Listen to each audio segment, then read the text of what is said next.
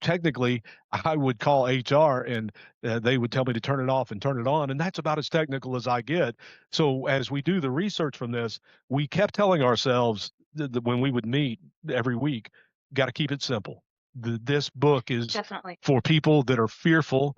They want to know. We don't want to teach you everything about the technical aspects of it, but we want to give you an easy to understand way of what artificial intelligence is and what AGI is, which we will get to. But artificial intelligence started, as I said, actually, you can go all the way back to 1950 with Alan Turing, and it's called the Turing test.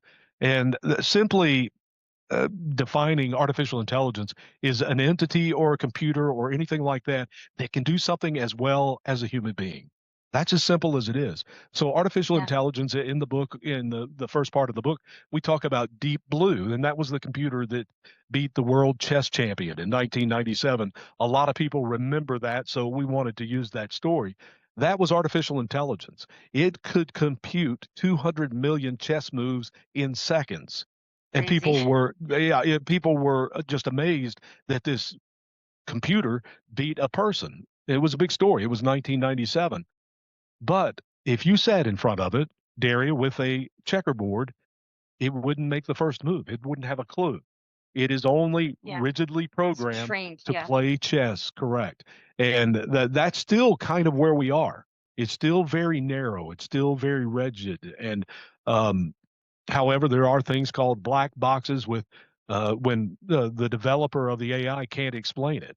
If and the law in Europe that they passed in 2024 is to address what's called the black box when artificial intelligence starts doing things that the developer didn't intend for it to and can't come up with a reason why it is. And in those cases, they have to be shut down. The problem moving forward with AGI is there's a possibility we can't shut it down because it will have a mind of its own, and we'll get to that. Oh, yeah. A little bit more on AI because the biases that were within people in the 1950s, a lot of that moved forward in the technology. And you have to watch for that now. And I know that people talk about energy and how much energy that we're going to use with data centers around artificial intelligence. 5% of the world's energy is going to be consumed for artificial intelligence by 2030, according to the experts. Jeez. Some people are already feeling it with higher electric bills. And yeah, and to give you an idea, that's equivalent to Japan or India's annual use of energy today. And that's Jeez. That's that's a lot of electricity. That's a lot of energy.